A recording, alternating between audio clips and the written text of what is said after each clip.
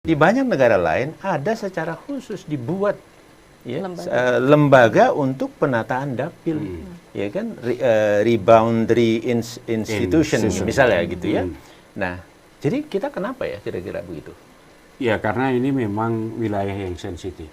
Jadi memang makin relevan ya Pak Azim ya, kalau ini penataan dapil itu diberikan kepada institusi atau lembaga yang independen. Ya saya kira relevansinya ada. Penataan daerah pemilihan itu kan bukan semata-mata karena hanya ada 7 prinsip itu. Tetapi karena juga ada dinamika jumlah penduduk yang berubah, jumlah pemilih yang berubah. Di dalam persidangan itu, bagaimana respon pemerintah dan DPR? Betul. Ya, pemerintah sudah memberikan keterangannya juga Pak Hadar, dan kalau pemerintah pun merasa yang existing sekarang ya, regulasi yang sekarang dengan lampirannya itu tidak masalah. Kalau DPR memang belum hadir Pak Arief, jadi 2 kali persidangan DPR belum hadir, dan nanti sidang selanjutnya masih menunggu DPR. Sudah 2 kali ya. persidangan dipanggil belum hadir.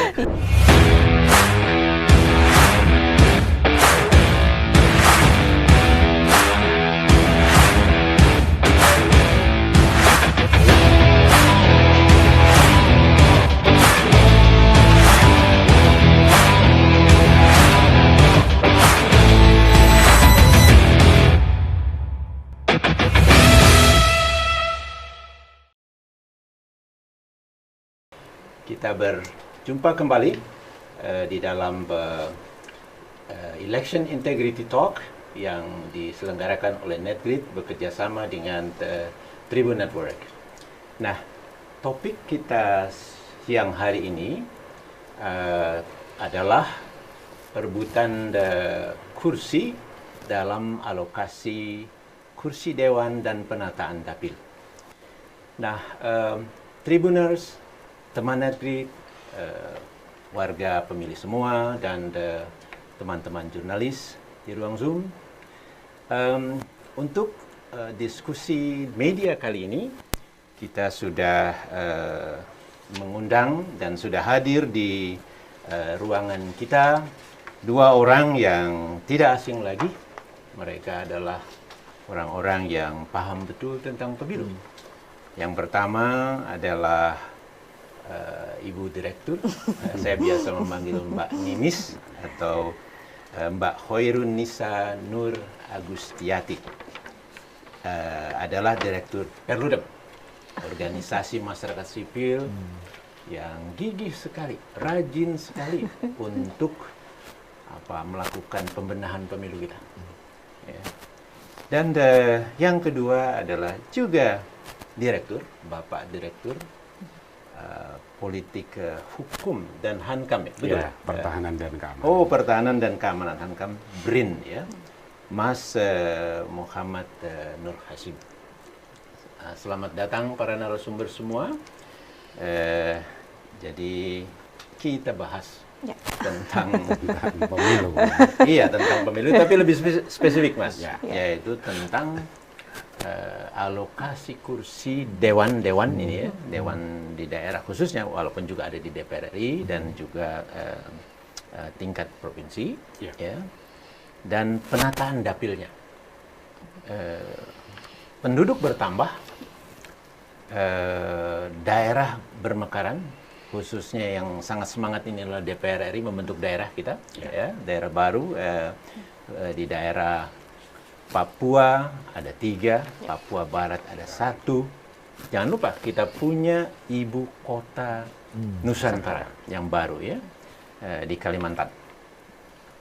Nah, ini semua berdampak kepada perlunya alokasi kursi di dewan-dewan dan penataan dapilnya. Nah, mari kita mulai, dan partner saya yaitu Mas Ari Budiman, mantan ketua KPU kita periode 2017-2022 ya, Mas ya. Silakan Mas, lemparkan pertanyaan yang pertama. Halo kawan pemilih NetGrid, Tribuners semua. Biasanya saya harus belajar dulu sama Pak Hadar kalau mau bertanya gitu ya. Tapi kali ini saya sudah disodori langsung suruh bertanya gitu ya. Monggo, Mas. Mas Hasim dan Mbak Ninis, Ya. jadi saya biasa manggil Mas Hasim, karena ini senior saya ini. Biasanya kalau masuk tahapan penataan dapil nih, saya sering dapat telepon, dapat pesan, Mas, nanti dapilnya begini aja, Mas, nanti dapilnya jangan menyulitkan, pokoknya macam-macam lah pesan-pesan itu. Nah, 2024 sudah di depan mata nih. Kompetisi pasti akan sangat ketat. Nah, menurut Mbak Ninis dan Mas Hasim, bagaimana dapil yang sekarang ada, yang sudah diatur dalam Undang-Undang 7 2017, ini sudah sesuai enggak? Kalau memang ada yang tidak sesuai, perlukah dilakukan penataan ulang saat ini? Atau harus kita biarkan dengan pola dan situasi yang ada sekarang? Saya lebih dulu mempersilahkan Mas Hasim dulu deh, ya. Silakan, Mas Hasim. Ya, jadi kalau kita lihat soal pendapilan ini ya, kalau pemilu nggak ada dapil kan nggak bisa dilakukan karena prinsip daerah pemilihan itu diadopsi dari sebagian prinsip mayoritarian.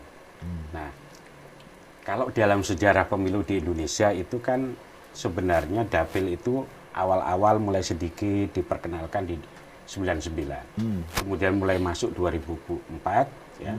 2004 itu kalau tidak salah yang melakukan seluruh ya, desain penataan dapil itu adalah KPU. 2004 Ya, 2004. Murni diserahkan ke KPU. Nah, kemudian di 2009 sampai dengan 2014 itu khusus untuk DPR dan provinsi itu sebagian besar ya ke DPR. ranah undang-undang atau pembuat undang-undang menjadi lampiran. Nah, apakah sudah tepat atau tidak itu harus diukur dari beberapa prinsip. Nah, sebenarnya di Undang-Undang Pemilu kan sudah ada beberapa prinsip ya, Mas Hadar ya. Ada 7 prinsip, ada kesetaraan nilai suara, kemudian proporsionalitasnya seperti apa, keadilan wilayahnya seperti apa, dan lain sebagainya. Sampai dengan nanti kohesivitasnya, kekompakannya, kompatibel dengan sejarah sosial dan lain sebagainya. Nah, kalau dilihat dari situasi pendapilan yang kemudian itu menjadi lampiran di dalam undang-undang, sebenarnya problemnya kita tidak pernah tahu argumentasi penempatan dapil pada saat perubahan konversi dari 2004 ke 2009, 2014 dan nanti 2019 dan 2024 itu apa sebenarnya argumentasi utamanya. Karena soal dapil itu bukan semata-mata membagi kursi ke daerah-daerah. Misalnya untuk DPR itu misalnya 77, kemudian 79 ya. Kalau 80 sekarang. sekarang 2016. Dan lain sebagainya itu bukan hanya soal itu. Tetapi dia juga harus mempertimbangkan yang paling penting, yang sebenarnya prinsipnya harusnya pemain itu tidak boleh mengatur lapangan. Kan itu. Ibarat lapangan sepak bola. Kalau pemainnya ikut ngatur lapangan, maka pembagian klaster lapangannya bisa jadi bias. Oleh karena itu idealnya harus diserahkan kepada pembuat undang-undang. Pelaksana undang-undang. Wasitnya lah. Ya, wasitnya. Yang ngatur, gitu ya. Wasitnya kan KPU, Komisi Pemilihan Umum, dalam hal ini disebut sebagai lembaga yang independen. Ya. Jadi kalau belum ideal di dalam konteks siapa yang harus melakukan penataan. Karena unsur partisan itu lalu muncul. Sebagai contoh misalnya begini, perdebatan tentang 15 kursi tambahan dari 560 ke 575. Itu ditawar-tawarkan ini. Kalau nggak salah Mbak Ninis ya. Mana yang mau nambah ini? Daerah mana? Akhirnya ada 15 daerah yang kemudian beberapa 15 kursi itu ditambah di beberapa wilayah saja. Dan itu akhirnya nggak ideal gitu ya. Kemudian kalau disebut ideal atau tidak, itu kan selalu perdebatannya muncul begini. Apakah prinsip kuota kursi itu disebarkan ke seluruh wilayah provinsi itu harus imbang atau tidak antara Jawa dan luar Jawa. Kalau dulu misalnya masih ada yang 45% dengan 55, sekarang sudah mulai agak mendekati ya 50-50 gitu. Nah, pertanyaannya pertimbangan-pertimbangan ini itu apakah berdasarkan pada pertimbangan yang ada di dalam undang-undang ataukah pertimbangan kepentingan politik? Kepentingan politik dalam hal ini adalah kompetisi antar partai yang kemudian selalu apa ya istilahnya itu diperdebatkan gini.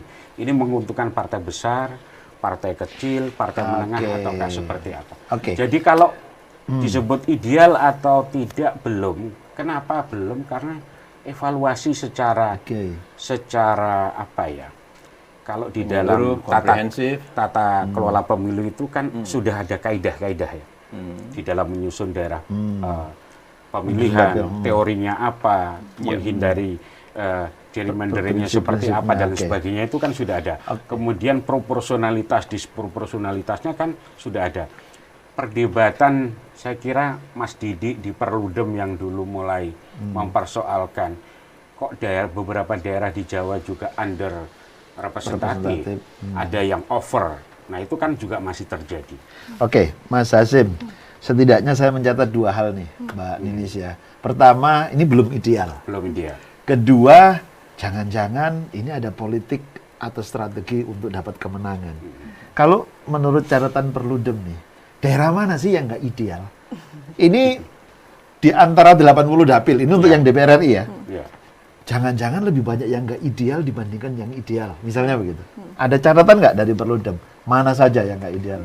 Ya, mungkin ini secara umum dulu ya Pak Arief ya. Sebenarnya kalau kita bicara daerah pemilihan kan ini bukan sekedar tadi Pak Hasyim sampaikan bagi-bagi arena kompetisi gitu ya. Tapi daerah pemilihan itu kan juga media representasi konstituen dengan wakilnya. Misalnya saya dari Depok, Provinsi Jawa Barat 6, kursinya ada 6. Nah, 6 orang yang terpilih dari Jawa Barat 6 itu betul-betul merepresentasikan Depok dan Bekasi gitu ya. Jawa Barat 6 itu kan Depok dan Bekasi.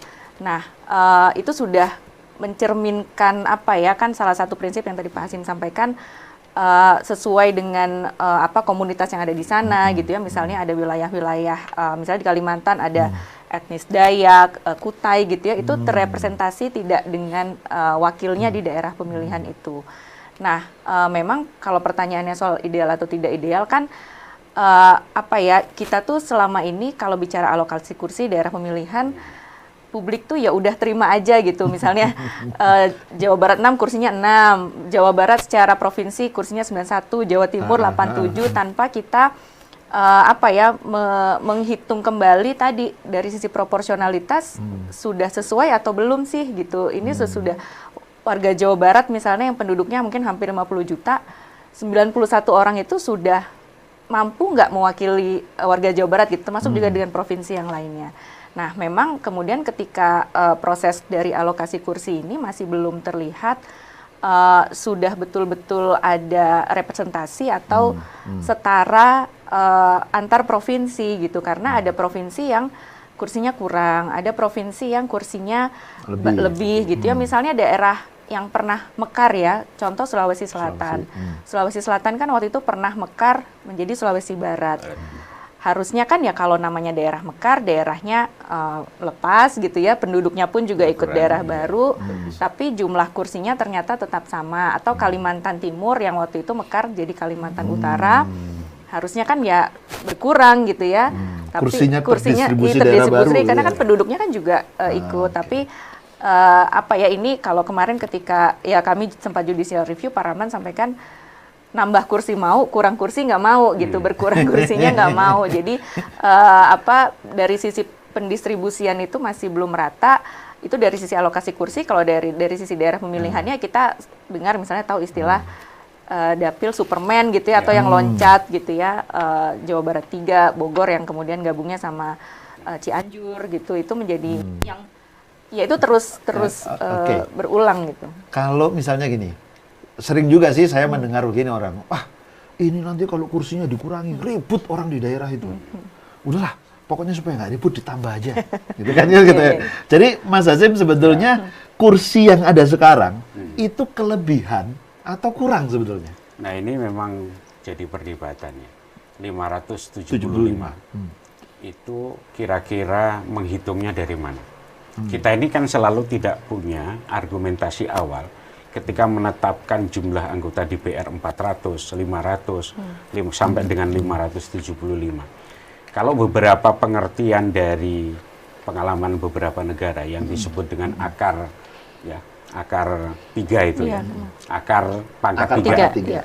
Itu kan satu analogi bahwa kalau ibarat tubuh, maka yang kepala itu tidak mungkin melebihi yang lain jumlahnya. Cuman berapa idealnya sebagai perwakilan representasi dari jumlah, katakanlah kalau misalnya jumlah penduduknya itu katakanlah 250 atau 270 juta. Itu kira-kira mau dihitung berapa.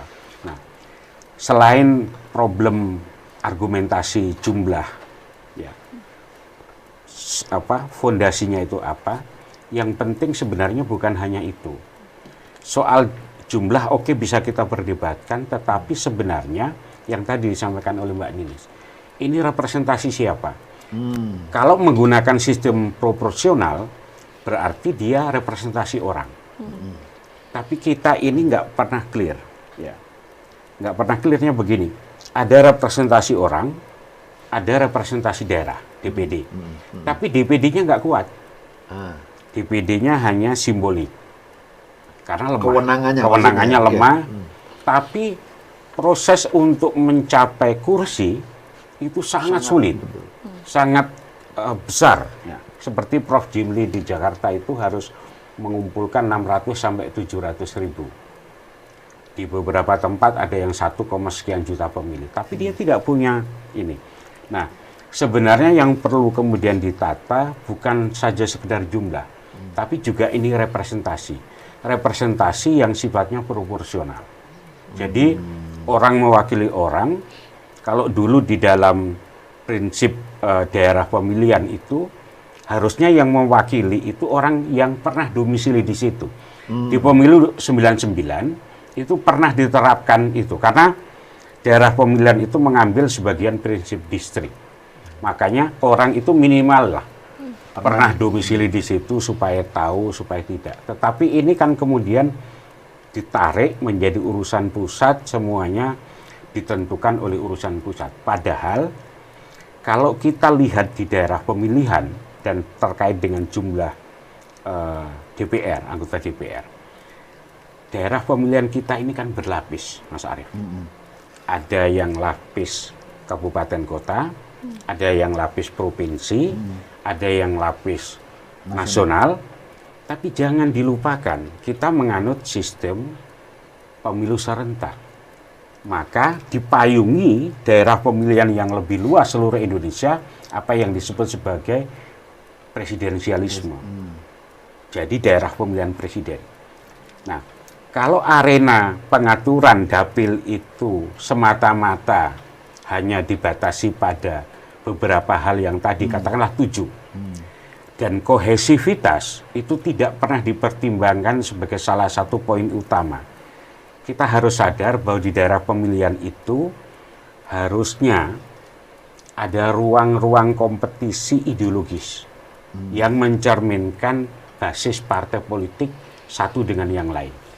Tapi kalau kita lihat beberapa perkembangan kecenderungan di pemilu 2014, ada beberapa daerah yang cenderung daerah pemilihnya itu bukan beragam. Ada yang semi, tapi ini mulai mengerucut ya. Mengerucut itu apa ya istilahnya itu satu kohesi, satu seperti katakanlah mohon maaf ya, seperti Bali. Bali itu ketika ditetapkan satu daerah pemilihan untuk DPR, yang kemudian dia adalah bukan representasi dari yang beragam, maka kecenderungannya adalah ada pemenang pemilu itu hampir mendekati 100% pada satu partai.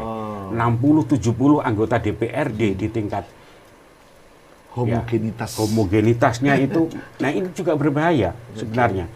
Karena pada prinsipnya daerah pemilihan itu kohesivitasnya harus mewakili beberapa sejarah sosial, sejarah politik, ideologi dan sebagainya. Walaupun itu bukan sesuatu yang mudah ya. Artinya kan harus berangkat dari keadaan sesungguhnya. Ya, betul. Jadi kalau memang masyarakat di situ homogen dan pilihannya juga homogen, ya tidak ada maknanya juga kalau kita mau mengotak-atik ya. Saya kira tidak tepat juga gitu ya. Boleh saya teruskan ya? Ini saya ingin mengingatkan juga Pak Hadar, ada teman-teman media, ini diskusinya makin menarik dan makin mendalam. Kalau nanti ada pertanyaan yang ingin diajukan, silahkan ya. Bisa raise hand, bisa juga dituliskan di chat. Mudah-mudahan nanti teman-teman bisa menginformasikan ke kita untuk dijawab oleh para narasumber kita. Juga mohon dipastikan tadi ada yang mengirimkan pesan bahwa gambarnya katanya belum kelihatan. Mudah-mudahan teman-teman di Zoom sudah bisa ya. Baik, terima kasih. Ini Mas Hasyim memang dari dulu saya kenal sangat serius. Tapi itu bagus karena jadi kita belajar betul apa isinya dan ternyata memang persoalan di dapil ini banyak ya.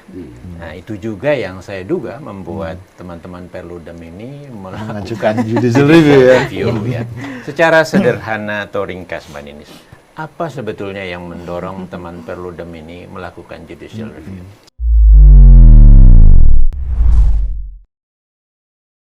Ya, sebetulnya berangkat dari kondisi yang tadi belum ideal ya. Kan gini sebetulnya. Kan mungkin banyak di luar sana yang kemudian selalu bilang kenapa sih selalu ke MK gitu ya, MK selalu jadi seperti way out ketika kita merasa tidak puas dengan produk hukum, dalam hal ini undang-undang. Nah, kan kenapa nggak advokasinya ke DPR atau ke pemerintah sebagai pembuat undang-undang. Nah, sebetulnya itu kan bukan yang tidak kami coba gitu ya, saya rasa Pak Hadar gitu ya, Pak Arief, kan kita selalu mencoba ketika ada ruang merevisi undang-undang pemilu, ruang itu selalu kita gunakan. Nah, tetapi memang tadi kalau kita mengadvokasi isu daerah pemilihan, selama ini ketika ada revisi undang-undang pemilu itu kan yang selalu dibahas itu lebih kepada besarannya, magnitude-nya. Ini mau 36, apa mau 3-8, mau 3-10, dan itu pun sifatnya politis kan, karena fraksi-fraksi di DPR pasti sudah berhitung kalau 3-6 kursi yang saya dapat berapa, 38 berapa, 3-10 berapa, tapi tidak ada diskusi atau mungkin jarang sekali diskusi soal tadi memastikan representasi secara proporsional gitu ya, itu tidak pernah jadi isu yang didiskusikan secara intensif ketika pembahasan undang-undang pemilu. Kalah kan diskusinya sama misalnya kalau bahas undang-undang pemilu kan mau terbuka mau tertutup, PT-nya naik turun gitu ya, tapi diskusi ini ya tadi hanya sebatas di besarannya saja. Nah, kita melihat lalu ini mau sampai kapan kan seperti ini kita apalagi di periode sekarang revisi untuk undang-undang pemilu kan tidak dilakukan ya. Keputusannya tetap pakai produk yang menggunakan undang-undang yang lama, dan kemudian juga ada banyak momentum sebetulnya Pak Hadar, misalnya contoh DPRD provinsi ya, DPRD provinsi kan sekarang juga masuk sebagai lampiran undang-undang pemilu. Nah, nah kalau di provinsi itu kan ada untuk kursi DPRD provinsinya kan sudah ditentukan ya dari jumlah penduduk, misalnya rentang 0 sampai berapa penduduk kursinya sekian gitu ya, maksimal itu 120 kalau di atas 20 juta. Nah, salah satu provinsi misalnya Provinsi Banten berdasarkan lampiran itu, lampiran yang ada di Undang-Undang 7, dia kursinya 85. 85 itu kalau di rentang penduduk 9 juta sampai 11 juta, kursinya 85. Nah, tapi berdasarkan sensus penduduk 2020, penduduk Banten itu bertambah jadi 11,9 juta, hampir 12 juta. Nah, itu harusnya masuk rentang yang selanjutnya, yang dia bisa dapat kursi DPRD-nya itu 100 kursi. Nah, tapi karena sudah dikunci di Undang-Undang Pemilu, ya nggak bisa kan, padahal ya haknya warga Banten untuk kemudian wakilnya bertambah jadi 100 orang gitu. Nih warga Banten, warga Banten nih perhatikan nih, itu bisa disuarakan ini padahal. Sudah mulai. Bukan warganya, parpolnya. Karena nambah kursi kan. Karena nambah kursi. Terus bagaimana jalan keluarnya ya? Iya, kan karena dikunci sudah di dikunci undang-undang. di undang-undang. Terus bagaimana? Nah, iya bagaimana usulan gitu ya. Perludem apa? Nah, kalau kami memang salah satu pasal yang kami uji kan memang terkait lampirannya itu, Pak Hadar. Jadi akhirnya kan kita tidak bisa ya udah nggak bisa diapa-apain kan artinya ini gitu ya. Padahal mungkin bukan cuma Banten yang berdasarkan hasil sensus penduduknya bertambah. Termasuk juga tadi ada momen pemekaran ya provinsi daerah otonom baru di Papua ada 3. Papua yang awalnya 10 kursi kan, Papua itu kan awalnya 10 kursi. Di undang-undang itu kan satu daerah minimal 3. Ini bertambah 3. Jadi kalau 3 provinsi baru ini masing-masing 3, artinya kan provinsi induk tinggal 1 nih kursinya gitu. Nah ini mau gimana apa? Terus ada lagi pertanyaan, kursi DPR-nya kan 575. Nah ini mau ditambah jadi ditambah lagi atau dikurangi. Nah karena kalau tadi kata Mas Hasim ini sudah over representatif.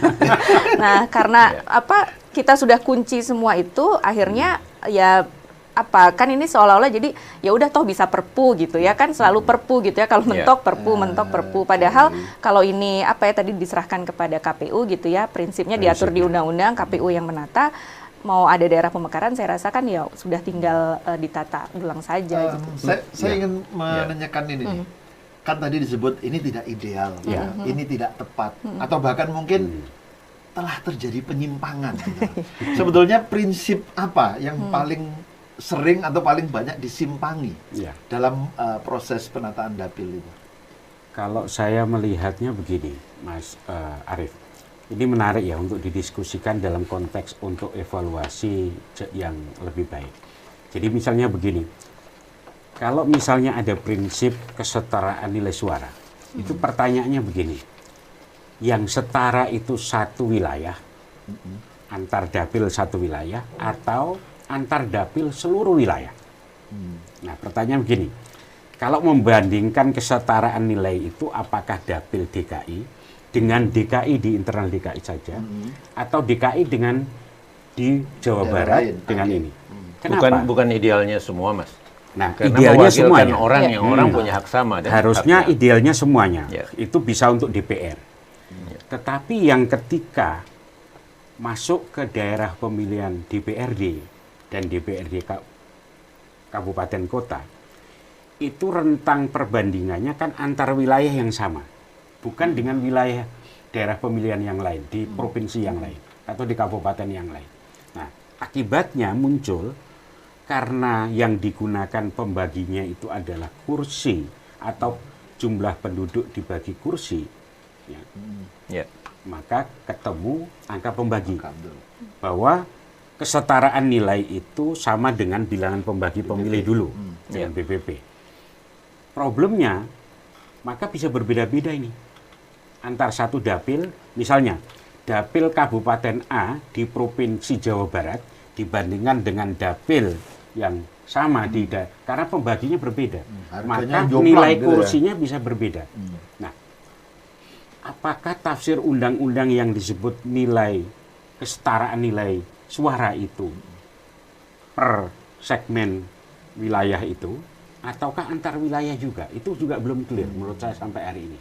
Nah, kalau mau antar segmen wilayah, segmentasi wilayah, maka idealnya pembaginya bukan menggunakan pembagi kuota bilangan pembagi pemilih, tapi gunakan divisor yang digunakan oleh sistem proporsional. Itu baru problem pertama. Yang kedua, keadilan wilayah. Keadilan wilayah. Keadilan wilayah itu begini. Oke, kalau kemudian basisnya itu Jawa dan luar Jawa. Apakah memang ini yang paling tepat untuk menghitung basis perbandingan di dalam menentukan sebaran kuota kursi? Selama ini hitungan kita kan selalu dikotomi, Jawa, luar Jawa. Adakah model lain yang bisa kita pertimbangkan dari lokasi-lokasi seluruh provinsi itu sehingga perbandingannya itu tidak dikotomis? Yang ketiga, terhadap daerah-daerah baru, saya memberikan catatan khusus DKI. DKI itu hanya punya perwakilan level provinsi. Kabupaten kotanya tidak ada. Nggak apa-apa juga kan? Karena dia dulu kan diatur dalam undang-undang dulu undang-undangnya dia ibu kota. Kalau ini ibu kotanya pindah, iya. maka dia harus ada representasi di kabupaten kota berarti ada pemilu. Tidak harus. Ada Kalau pemilihan. undang-undangnya hanya tidak dirubah, gitu. Karena dia bisa Ditumpah ibu menuntut, kotanya Mas saja. Hadar. Oh, gitu DKI ya. bisa menuntut loh, yang lain punya. Iya, Ada wali kota, ada bupati, Iya, iya, yang iya. punya. Nah, Nah, Ini itu jadi warga, banyak kalau warga mau DKI didiskusikan. Jakarta. Ini ada komentar ini menurut saya perlu dicermati ini pada warga DKI. Gitu, Walau, iya betul. ini warga DKI nih, warga DKI. Oh, termasuk saya juga. Makanya nih. saya agak nyerobot tadi. Iya, iya, iya. Gimana? Iya, tetapi semua ini apapun ya, pembentukan dapil semua ada prinsip yang harus dipenuhi ya. Termasuk juga ini, jadi haruslah adalah landasan hukumnya. Sementara landasan hukumnya ini belum berubah, gitu ya. Terkait DKI misalnya, ini posisinya masih ibu kota gitu, ya kan? Wah, terus kemudian apakah DKI yang sudah menjadi tidak ibu kota lagi, begitu? Kota Madianya akan punya DPRD atau tidak, itu posisinya masih punya gitu. Pemilihannya masih 2 putaran dan seterusnya gitu. Tapi saya ingin kembali lagi ke Mbak Ninis Mas Hasim ya. Tentang judicial review-nya, itu kan salah satunya adalah upaya ya mengembalikan siapa yang melaksanakan kewenangan untuk menentukan penetapan alokasi kursi dewan ini dan juga dapilnya gitu ya. Nah selama ini bagaimana? Kalau tidak salah sudah juga hadir pihak terkait KPU ya. Respon KPU gimana? Atau sempat nggak ada yang hakim menanyakan KPU-nya bagaimana? Gitu. Ingin dengar juga kita kan? Para pendengar kita ini atau pemirsa kita ingin mendengar ya. Ya jadi memang sidangnya sudah sampai tahap mendengarkan keterangan ya dari berbagai pihak, pemerintah, pihak terkait, KPU dan juga ahli yang kami hadirkan sebagai pemohon. Siapa saja ahlinya? Ahlinya ada Prof. Ramlan Surbakti dan Pak Didik Supriyanto. Nah, KPU sudah memberikan keterangannya Pak Arief dan memang kalau dari keterangan KPU merasa KPU concern pada waktu dan beban kerja ya, karena memang Majelis Hakim sempat menanyakan ke KPU kalau ini diserahkan ke KPU apakah menambah beban kerja teman-teman penyelenggara pemilu. Dan itu KPU kita menyatakan bisa lihat jadwalnya juga Mbak Ninis. Dan memang kan sekarang beberapa waktu lalu kan Mendagri sudah menyerahkan DAK 2 ya. Betul. Itu yang menandakan ya sudah mulai ya penataan daerah pemilihan, daftar pemilih juga. KPU merasa ya ini sudah mulai nih tahapannya gitu. Jadi tadi ada concern waktu dan juga beban kerja. Nah, tapi kalau menurut kami sebetulnya kan kalau dari daerah pemilihan ini kan idealnya sudah harus siap sebelum pencalonan ya, pencalegan ya. Pendaftaran caleg itu kan April 2023. Untuk DPD? Untuk semuanya Pak, DPR RI itu April mulainya. Jadi sebetulnya kan masih ada waktu. Iya, betul. Waktunya masih cukup, bahkan kalau ahli Prof. Ramlan sampaikan ini diputuskan akhir tahun pun masih bisa mengejar gitu ya sampai ke pendaftaran itu. Dan KPU bukan tidak punya pengalaman sebetulnya kan dalam mengalokasikan kursi dan menata dapil karena 2004 itu kan semuanya KPU ya, mulai DPR RI sampai DPRD kabupaten kota. Dan ya tadi dia bukan tidak punya pengalaman, ini lembaga yang mandiri, independen. Saya rasa dukungan sekretariat, KPU pun juga sudah mengembangkan aplikasi, zaman Pak Arief kan sudah ada juga ya si dapil itu. Jadi ya menurut kami sih KPU mampu untuk melakukan itu. Iya, saya pikir kita punya pengalaman ya, Pak Betul, Adar, ya. betul.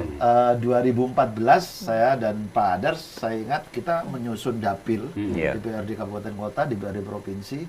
2019 kerjaan kami lebih ringan, hanya menyusun Kabupaten Kota, tapi kami punya sistem yang sebenarnya sangat mudah gitu ya.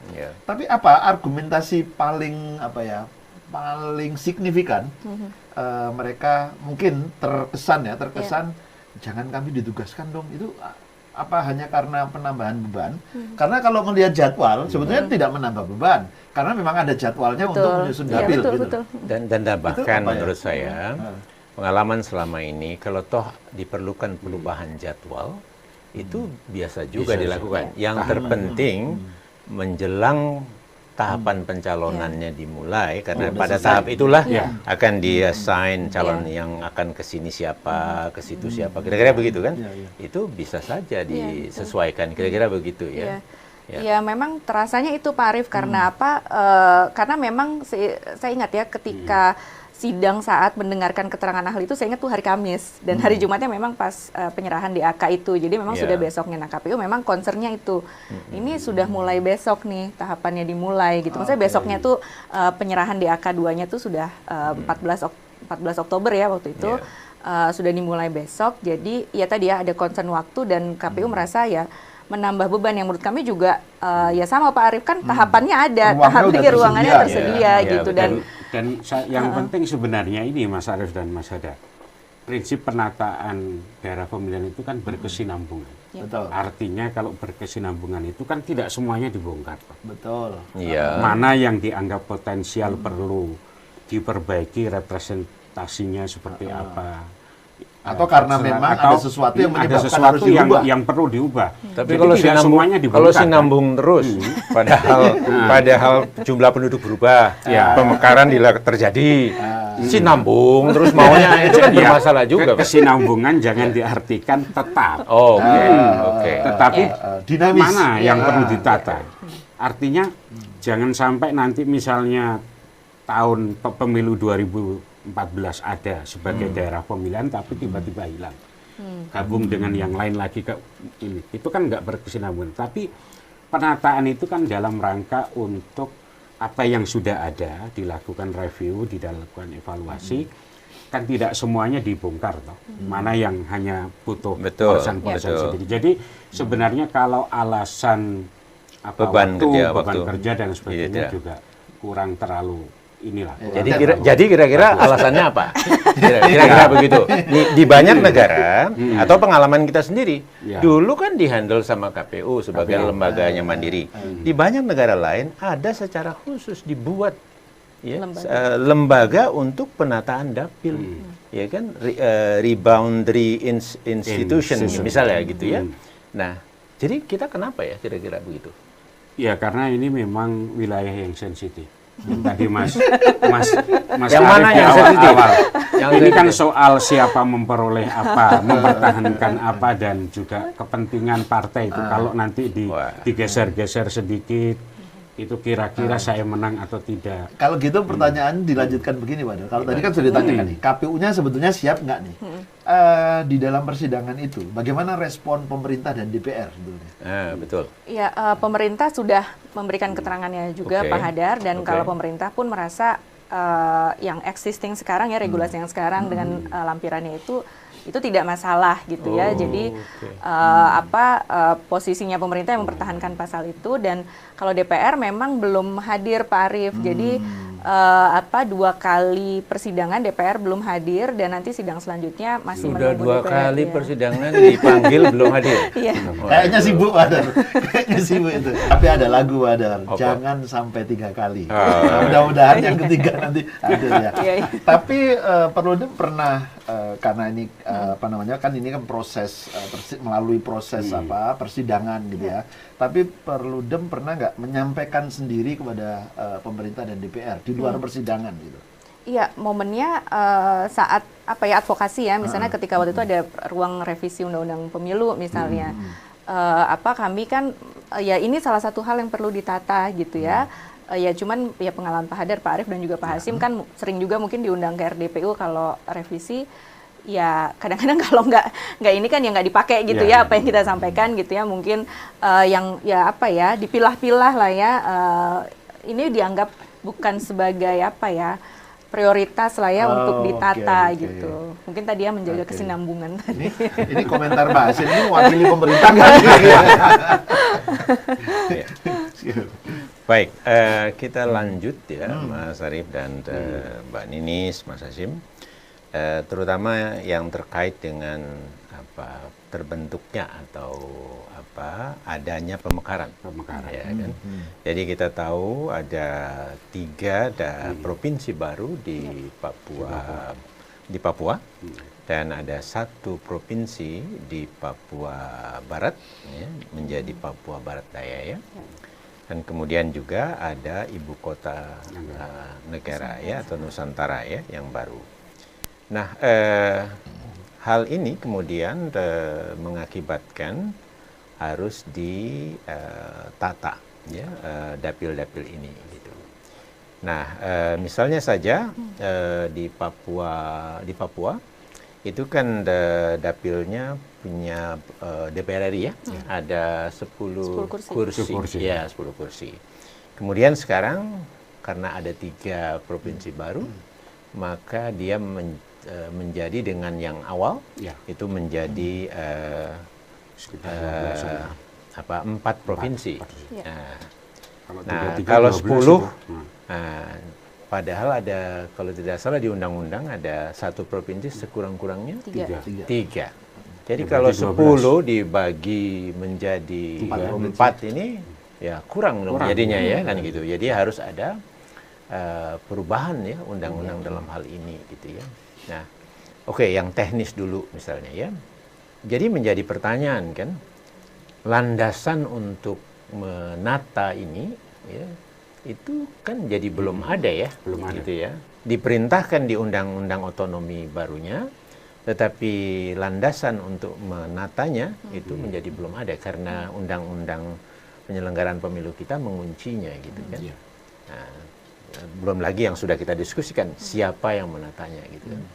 Katakanlah ya sudah menatanya tetap karena kelihatannya DPR-nya maunya mereka sendiri, pemerintah juga mendukung, nggak ada masalah katanya pasal-pasalnya gitu ya. Nah, menurut Mbak Ninis ya, dalam menata di daerah-daerah baru ini itu apa saja proses seperti apa yang seharusnya dipunyai atau dilakukan oleh penyelenggara pemilu kita? Ya, karena tadi ya kita belum ada, kan ada pertanyaan tadi masing-masing kan minimal dapat 3 kursi. Betul. Nah 3 kursi ini kan mau dari mana juga belum ketemu jawabannya, apakah 575 plus 9 gitu ya, kalau sama IKN mungkin jadinya plus 12, atau ya tetap 575 kursi DPR RI kita gitu. Nah ya KPU nggak sampai sekarang kan kalau KPU ditanya ya kami tetap berpacu pada undang-undang yang lama karena kan ini belum mau nunggu Perpu, tapi Perpunya sampai sekarang kan juga belum ada. Ya, jadi konsentrasi KPU hanya untuk penataan daerah pemilihan yang 34 anggota kabupaten kota saja. Nah, itu sendiri itu prosesnya seperti apa seharusnya? Recording stopped. Kalau kabupaten kota kan di undang-undang kan sudah ada tadi ya rentangnya ya Pak Hadar ya, misalnya jumlah penduduknya sekian. Recording in progress. Nah, kalau kabupaten kota kan ya kabupaten kotanya kan sudah ada ya di provinsi baru itu sudah ada. Nah, lalu kemudian baru dibagi menjadi daerah pemilihannya kan, daerah pemilihannya. Nah, dalam mengalokasikan kursi ke daerah pemilihan ini kan memang biasanya KPU kabupaten kota mengusulkan 3 daerah pemilihan yang nanti kemudian yang memutuskan kan yang di atasnya ya dibawa ke provinsi lalu kemudian ke RI juga gitu ya, ditetapkan di KPU RI dan di dalamnya di dalam proses itu ada proses uji publik ya mengundang. Nah, itu sudah punya jawaban kita untuk kabupaten kotanya, tapi yang untuk provinsinya juga ya, provinsi barunya lalu juga DPR RI itu yang kita masih belum punya jawabannya sampai sekarang. Tadi misalnya mau ngambil dari mana 3 kursi ini gitu ya. Kalau kemudian kita ambil dari provinsi induk masing-masing 3 provinsi induknya kan tinggal 1 artinya kan. Nah, berarti pasal yang sekurang-kurangnya 3 tidak terpenuhi. Tapi gimana kalau ngambil daerah lain? Provinsi yang kelebihan kursi itu loh. Bisa nggak? Nah, masalahnya kan di provinsi lain itu sudah terkunci di lampiran, Pak Hadar. Di lampiran juga. Oh, ya lampirannya dirubah. Lampiran dirubah tanpa nambah kursi. Karena masyarakat di sini lebih setuju nggak nambah, kira-kira begitu kan? Tapi pilihan yang paling rasional mana? Mengambil dari daerah lain, menambah alokasi kursi atau apa? Nambah kursi DPR. Kalau pilihan rasionalnya, saya kira perlu perubahan. Nah, tinggal perubahannya itu mau terbatas ataukah hanya lewat Perpu? Kan ini yang selalu menjadi pertanyaan. Berarti kalau terbatas hanya untuk beberapa daerah otonom baru. Nah, soal IKN itu juga menjadi pertanyaannya begini. Apakah sampai dengan 2024 itu ibu kota negara Nusantara harus sudah diberi misalnya representasi untuk perwakilan. Kalau misalnya untuk pengawasannya itu di dalam konstruksi undang-undang IKN itu kan diserahkan ke DPR. Otorita itu nanti akan sederajat dengan menteri dan akan mempertanggungjawabkan seluruh proses pemerintahan, legalitasnya dan sebagainya itu ke DPR. Oleh karena itu mungkin yang DPR di provinsinya atau yang ini bisa ditunda gitu. Sehingga konsentrasi ke yang lain sehingga Ini agak unik ya. Yang lain ingin ditambah-tambah dibikin segera, yang ini ditunda gitu ya. Iya, karena Ini representasi dia nanti diwakili oleh daerah pemilihan yang lama. Jadi dia masih tercakup. Karena secara operasional ini kan juga belum sampai 2024 misalnya sudah langsung operasional ibu kotanya di sana, ataukah masih 50-50 dengan Jakarta atau seperti ini kan kita belum clear ya desainnya. Jadi mungkin memang ada baiknya untuk yang IKN dipikirkan alternatif lain. Tetapi yang untuk yang baru ini yang jadi masalah. Karena dia harus memenuhi ketentuan undang-undang. Berarti kemungkinannya nambah. Kalau nambah berarti cuma 2 kursi. Dan itu harus dalam pemilu sekarang ya? Harus dalam pemilu sekarang, nggak bisa. Nah untuk DPRD-nya, mungkin juga tinggal diberi. Kalau DPRD kan nggak terlalu susah karena nggak akan mengambil wilayah manapun, pasti akan diberi sesuai rentang waktu range dari jumlah penduduknya. Tapi kan tetap harus ada payung hukum. Payung hukum dan siapa yang mengerjakan? Dan siapa yang akan mengerjakan? Apakah KPU ataukah langsung ditetapkan oleh Komisi 2 atau oleh DPR di dalam lampiran perubahan atau seperti apa? Nah, kalau harus ada payung hukum baru ya, Pak Yunus, kapan payung hukum ini harus selesai? Pemerintah kan targetnya katanya Oktober ini ya, Perpu itu keluar. Oktober udah tinggal karena berapa hari lagi nih? Penyusunan dapil kan Sudah mulai. Ya, ada kurun waktunya. Kalau melampaui itu nanti tahapan pemilunya bisa kacau ini kan. Betul. Dan sebetulnya kan kita punya pengalaman ketika Kaltim mekar menjadi Kaltara ya. Betul. Itu kan tidak terburu-buru sebetulnya kan, kalau saya tidak salah mekarnya 2012. Tapi 2014 kan tidak belum ikut ya. Baru Kaltara baru ikut pemilu 2019. Nah, sementara di Undang-Undang DOB ini disebutkan sudah ikut pemilu tahun 2024 begitu ya. Nah, walaupun kalau Perpu kan setara dengan undang-undang. Pasal itu bisa saja dirubah. Iya kan, dibuat ditunda ke pemilu berikutnya. Kira-kira begitu kan? Iya. Nah, tadi ya Pak Hasim menyampaikan ini jadinya mau Perpu atau mau revisi terbatas gitu ya. Kalau revisi terbatas kan kekhawatiran banyak orang ketika ini dibuka pintu revisi dirombak semua gitu ya. Banyak yang akan diganti. Iya, karena definisi terbatasnya kan juga nanti macam-macam gitu ya, masing-masing punya definisi. Nah, kalau Perpu ya memang kalau Perpu kan ruang partisipasi publiknya untuk berikan masukan misalnya mungkin lebih terbatas, tapi ya tadi jangka waktunya mau sampai kapan gitu ya mengeluarkan Perpu ini. Nah, tadi satu Mas Hadar yang menarik yang disampaikan Mas Hadar tadi, mungkin juga ketika nanti ada sidang Mahkamah Konstitusi, mungkin Mbak Ninis juga bisa menjadikan argumentasi supaya penataan dapil itu kalau juga belajar dari benchmark negara lain kan ada institusi lain yang memang independen dan betul-betul melakukan kajian secara komprehensif gitu. Saya kira itu juga bisa menjadi pilihan ya, yang hasilnya itu bisa menjadi dasar atau kewajiban menjadi dasar bagi DPR maupun KPU kalau dalam menyusun penataan daerah pemilihan. Mas Hasim nggak takut kita kebanyakan institusi? Karena begini, Mas Hadar, kalau diserahkan ke KPU, masalahnya apakah KPU menjalankan fungsi pengkajian yang serius seperti itu? Ya kan, ini kan diskusi ya, jadi betul. Perlu juga didukung kalau memang itu diserahkan oleh KPU ketika masa-masa tidak menjalankan tahapan itu mereka bisa konsentrasi. Ini adalah prioritas untuk penataan daerah supaya KPU juga sudah punya data. Nah, ini yang saya kira juga perlu ada banyak opsi. Kira-kira mana nanti yang memungkinkan yang paling efektif supaya evidennya ada.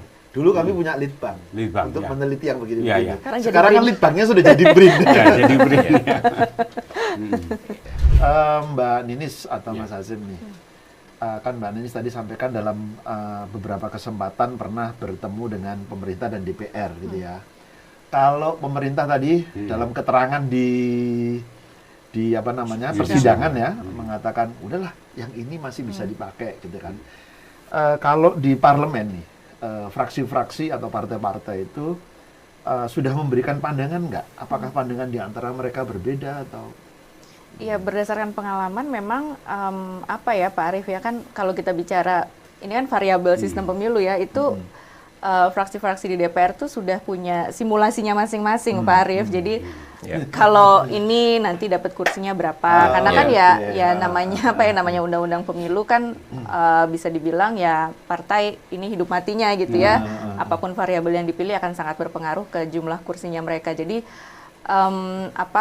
secara prinsip mungkin diterima begitu ya. Tapi ketika ya mungkin dengan daerah pemilihan yang ada sekarang kan mungkin nyaman ya bagi anggota DPR gitu ya memastikan nanti bisa terpilih lagi gitu. Jadi memang ada perhitungan itu ya, mungkin simulasi itu perhitungan itu yang mereka sudah pegang sehingga kalaupun ada yang mau diubah mereka akan dapat kursi aja gitu ya. Kira-kira gitu. Nanti yang partai sebelah sini kepinginnya dapil yang ini yang diubah, yang sini maunya yang sana gitu ya. Jadi memang makin relevan ya Pak Hazim ya, kalau ini penataan dapil itu diberikan kepada institusi atau lembaga yang independen. Ya saya kira relevansinya ada, apalagi tadi disebutkan oleh Mas Hadar dan juga Mbak Ninis. Penataan daerah pemilihan itu kan bukan semata-mata karena hanya ada 7 prinsip itu, tetapi karena juga ada dinamika jumlah penduduk yang berubah, jumlah pemilih yang berubah. Kalau dikunci jadi lampiran dan tiba-tiba di tengah perjalanan lalu undang-undang pemilu itu tidak disesuaikan, ini kan jadi semacam tanda petik itu ada masalah. Kalau seandainya itu tidak menjadi lampiran, tapi dia menjadi kewenangan dari katakanlah Komisi Pemilihan Umum untuk melakukan penataan setiap 5 tahun sekali berdasarkan faktor-faktor yang memang perlu dipertimbangkan, jumlah penduduk, kemudian juga soal-soal yang lain yang terkait dengan 7 prinsip di dalam penataan itu, saya kira jauh akan lebih mudah. Orang tidak perlu memikirkan bagaimana merubahnya dulu, karena kalau menjadi lampiran undang-undang itu pasti menjadi bagian yang utuh dari undang-undang itu. Tetapi kalau dia tidak menjadi lampiran, tapi hanya ada dalam satu pasal yang diselenggarakan atau dilaksanakan oleh KPU, itu jauh lebih mudah. Kita tidak tersandra.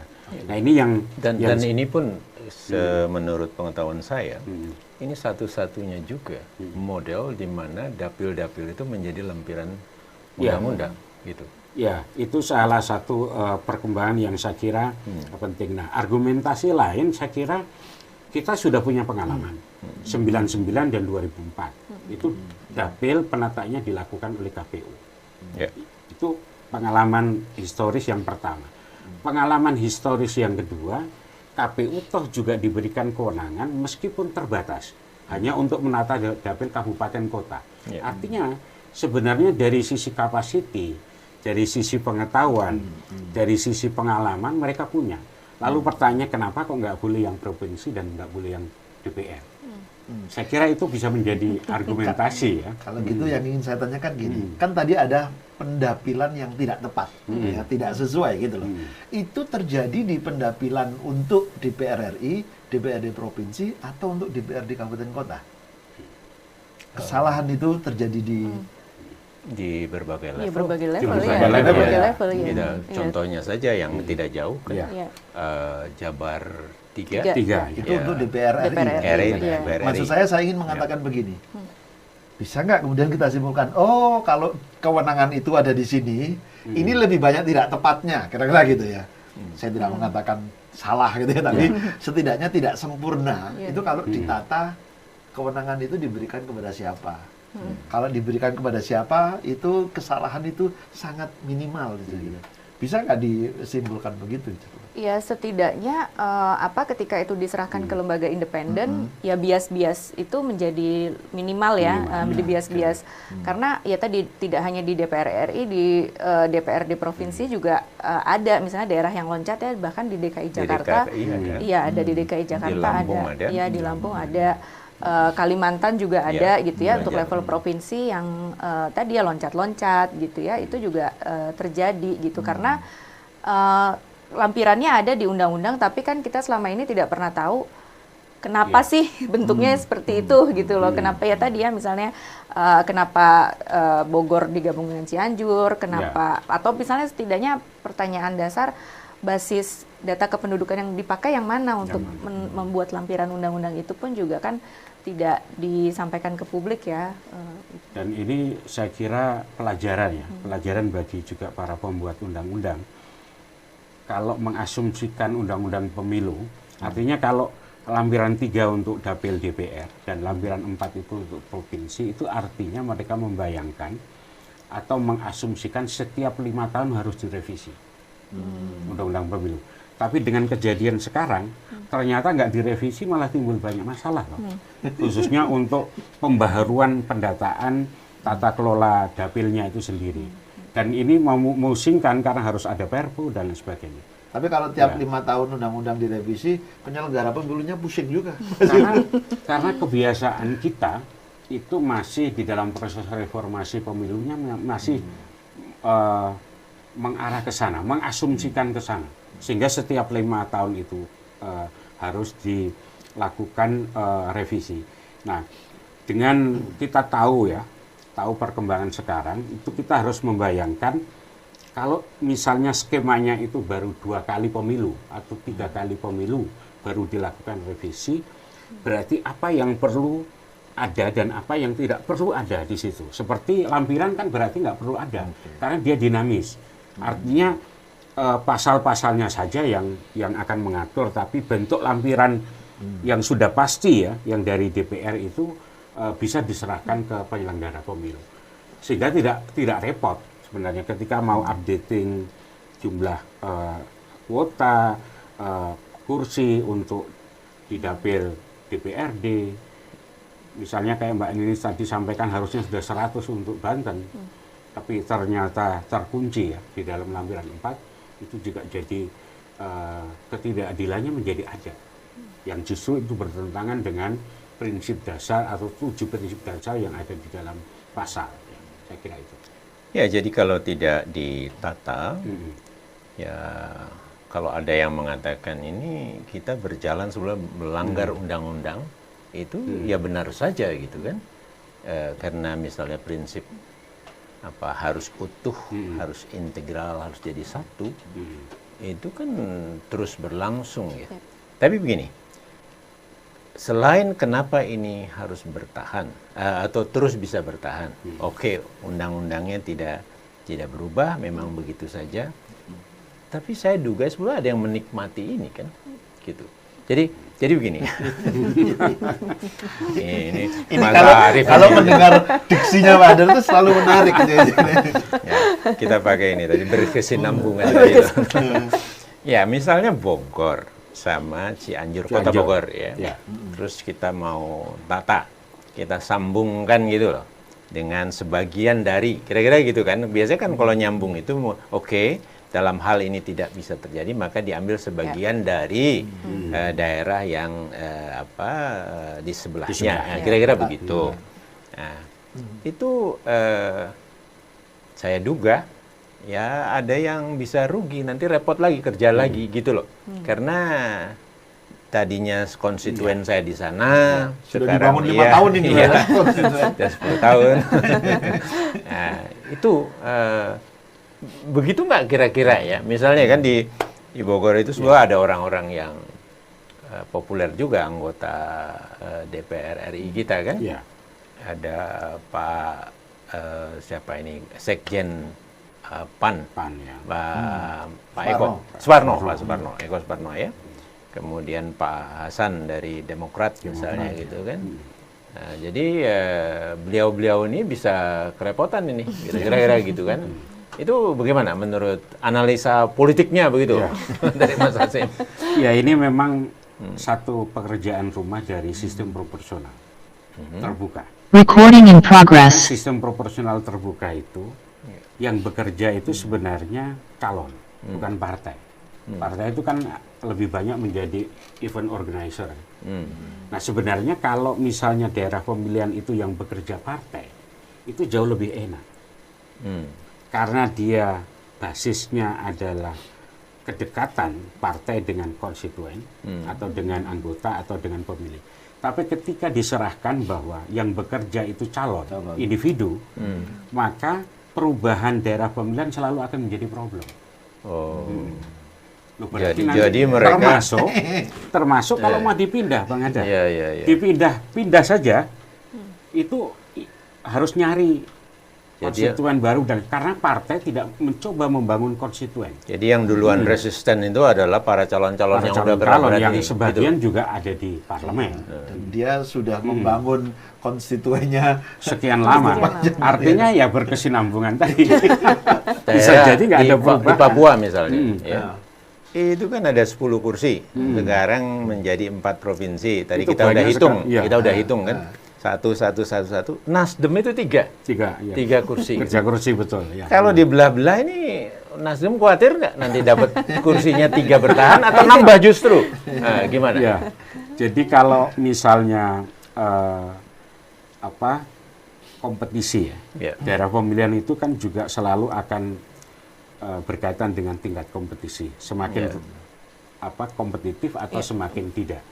Nah, kalau dari bayangan saya, kalau dari 10 menjadi 4 atau menjadi 3 ya. Kalau misalnya dulu Papua yang induknya ini kan 10 ya. 7 apa 10? 10 kan berarti relatif longgar. Kemudian dijadikan misalnya nanti 4 kursinya. Tentu kompetisinya akan semakin berat. Jadi peluang untuk beberapa partai tidak dapat di sini, juga tidak dapat di yang baru, yang 3 lagi yang baru juga mungkin. Tapi Karena sebetulnya kompetisinya semakin kecil. wilayah kompetisinya kan makin kecil. Kemudian ya mungkin BPP-nya juga tidak setinggi sebelumnya juga. Tapi kalau di dalam divisor, penghitungan dengan cara divisor, semakin rentangnya semakin kecil kursinya, daerah pemilihannya semakin kecil, angka terselubung untuk memperoleh kursi semakin tinggi. Ini kan hitung-hitungan politiknya sangat kenceng jadinya ya. Kita menjadi maklum. Kenapa kemudian memang ini dipegang di DPR RI. Iya kan? Bukan di KPU. Padahal seharusnya dalam menata dapil, hitung-hitungan seperti ini nggak usah diperhatikan. Dan itu hanya bisa dilakukan oleh lembaga yang mandiri kan, kira-kira gitu ya. Betul nggak begitu, Mbak Ninis? Iya, jadi ya saya sepakat Pak Hadar. Nah sebetulnya kan Undang-Undang 7 2017 itu ada prinsip ya, pasal 185 itu kan prinsip pembentukan penataan daerah pemilihan yang waktu itu kan dari PKPU kan, zaman Pak Hadar dan Pak Arief. Karena waktu itu KPU punya kewenangan untuk menata provinsi dan kabupaten kota. Lalu kemudian itu diadopsi di undang-undang. Nah, tapi kemudian masalahnya produk lampirannya itu tidak sesuai dengan prinsip yang justru diatur di dalam undang-undang ini. Itu dia. Makanya tadi saya bilang maklum-maklum aja kalau gitu ada orang yang mengatakan ini bertentangan dengan undang-undangnya sendiri karena tidak sesuai dengan prinsip tadi. Yang diatur. Nah, gitu. Ya, jadi cukup banyak Mas Arief masalah kita ini. Masih banyak. Berarti serial podcast berikutnya makin banyak tema ini tadi. Betul. Memang rumit ya, dan bagi saya membutuhkan peran banyak pihak, termasuk peran teman-teman NGO, CSO, masyarakat secara umum. Kira-kira apa yang harus dikerjakan oleh masyarakat umum ini untuk ikut berpartisipasi ya, agar pemilu kita dari tahun ke tahun ya semakin baik, termasuk salah satunya adalah aspek penataan dapil dan alokasi kursi ini. Kalau dari sisi pemilih, saya kira pemilih ini yang paling berat adalah soal pendidikan politiknya. Karena terus terang yang tadi daerah pemilihan yang bertumpuk, ada tingkat kabupaten kota, provinsi, DPR, DPD, dan presiden, itu sebenarnya menimbulkan kebingungan bagi pemilih untuk menentukan. Sehingga kalau kita bisa lihat misalnya, ada gejala misalnya, oh pemilih itu membagi-bagi pilihan. Ada juga, Mas Arief dan Pak Hadar. Ya. Jadi yang DPRD kabupaten diserahkan kemana, provinsi diserahkan kemana, DPR diserahkan kemana, presidennya kemana. Nggak ada nggak linear. Jadi bisa siksak. Karena ada kebingungan sebenarnya dengan bertumpuk-tumpuknya daerah pemilihan yang kemudian tidak saling terkoordinasi sebenarnya. Jadi pendidikan politik menjadi penting kalau kita ingin melibatkan mereka agar tujuan adanya daerah pemilihan itu terpenuhi. Karena begini, daerah pemilihan itu kan sebenarnya juga didorong sebagai instrumen agar para wakil rakyat itu bukan semata-mata merepresentasikan, mewakili, tapi juga ada pertanggungjawaban di situ. Ada tanggung gugat. Tapi selama ini kan juga dengan pemilihnya. Dekat dengan pemilihnya, reses ke sana, kemudian bisa mempertanggungjawabkan apa yang diinginkan. Nah, itu yang mungkin di ke depan juga perlu didorong, bahwa penataan daerah pemilihan bukan semata-mata persoalan matematika pemilu siapa menang siapa kalah, representasi yang seperti apa, tetapi juga ada keterhubungan antara yang mewakili dan diwakili, antara wakil dengan yang diwakili. Ya. Nah, selama ini kalau nggak muncul, ya bisa jadi daerah pemilihan itu menjadi hanya ya, dalam tanda petik menjadi semacam arena transaksi. Yang soal transaksinya bentuknya apa, mau kekeluargaan, mau politik uang, mau model yang lain ya kita tidak tahu. Nah, ini yang saya kira agenda ke depan yang perlu juga didorong, bahwa penataan daerah pemilihan itu juga akan berdampak kepada pemilih dan berdampak juga pada hubungan antara pemilih dengan yang dipilih, dan juga berdampak pada bekerjanya partai. Jangan hanya bekerja calon-calon ya, Mas Hadar ya, individual yang disuruh partai menjadi event organizer. Gimana pandangan Mbak Ninis? Ya, Mbak Ninis tadi kan di awal juga saya ingat tadi, representativeness itu juga maknanya keterwakilan dari konstituen, para pemilih. Gimana Mbak Ninis tambahkan? Ya, ini ya tadi ini bukan sekedar arena kompetisi, ini arena representasi ya, mewakili orang, mewakili konstituen dengan wakilnya gitu ya. Dan memang selama ini kan ini tuh dianggap terlalu teknis, ini kerjaannya KPU begitu ya, sehingga diskusi yang esensial, yang lebih esensial ya, kalau kita bicara demokrasi, representasi kan esensial, ini jarang sekali didiskusikan gitu, sehingga ya tadi orang taken for granted ya, kenapa dapilnya ini gitu ya, udah terima aja.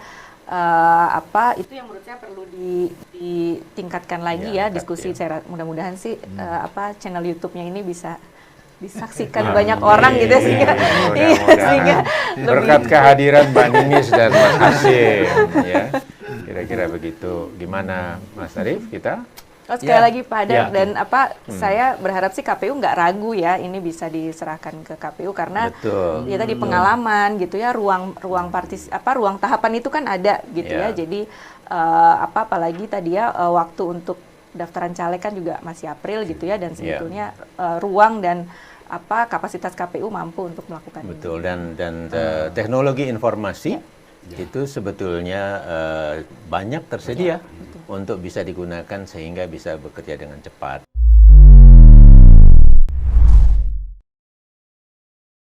Ibu kota, kemudian ada ibu kota baru. Ini kan kita tahu bahwa di ibu kota inilah wakil atau bukan wakil ya, pemilih luar negeri itu dihitung suaranya gitu. Nah, nanti dengan ibu kota baru, apa juga nanti suara luar negerinya digabungkan di ibu kota baru atau tetap di sini?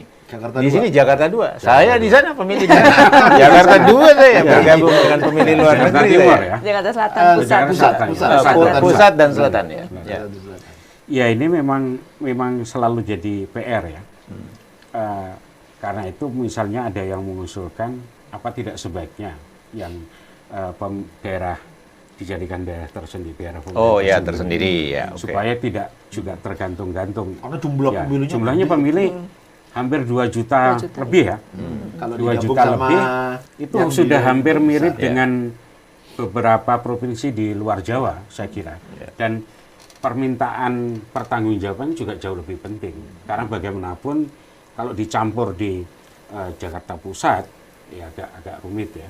Dan ada karakter tersendiri kan, luar Ya, negeri yang perlu diperjuangkan kan, gitu kira-kira Ada begitu. karakter, ada perbedaan kepentingan, di sana banyak juga urban ya, orang-orang yang Cuma bekerja. nanti kalau mau reses gimana resesnya? Resesnya ke sana. Lebih enak, bener. Kan lebih enak datang ke perwakilan Kelima benua ya, gitu. disebar aja nanti ada beberapa, saya kira kalau punya 10 ya bisa 2-2 atau berapa. Jadi Kembali ke pertanyaan tadi gimana? Bertahannya di mana? Alternatifnya seperti itu. Nah, kalau kemudian nanti IKN belum ini dan masih IKN belum beroperasi dan ibu kota kosong masih di DKI ya, alternatifnya tetap ditaruh DKI tapi tidak boleh berkesinambungan, harus tetap dipikirkan. Iya, saya kira perlu dipikirkan. Saya pribadi lebih setuju dijadikan daerah pemilihan sendiri. Karena akan jauh lebih mudah mengaturnya dibandingkan nanti digabung-gabung di ini. Orang-orang BRIN udah akan pindah ke IKN nggak, Pak? Belum. Kayaknya BRIN jadi yang pertama sih. Enggak juga. Oh, enggak juga. Saya kira waktu juga nih Mas Arief, bagaimana kita? Pak Hadar, Pak Hasyim, Mbak Ninis, terima kasih banyak. Ya, terima teman-teman kasih. media Amin, yang bergabung di dalam Zoom kita. Tribuners, teman pemilih NetGrid, Dapil dan alokasi kursi DPR RI yang sekarang diterapkan di Undang-Undang 7 2017 belum sepenuhnya sesuai dengan prinsip-prinsip yang ditentukan di dalam undang-undang itu sendiri. Perlu dilakukan penataan dapil dan alokasi kursi untuk penyelenggaraan pemilu 2024. Termasuk di 4 daerah otonomi baru dan ibu kota Nusantara. Agar sesuai dengan prinsip-prinsip pembentukan dalam dapil yang diatur di dalam undang-undang pemilu. Alokasi kursi dan daerah pemilihan, kewenangannya bukan sepenuhnya atau tidak melulu hanya dimiliki oleh partai politik. Siapapun yang berwenang menata dan menetapkan dapil nanti, partisipasi publik adalah sebuah keharusan. Terima kasih. Assalamualaikum warahmatullahi wabarakatuh.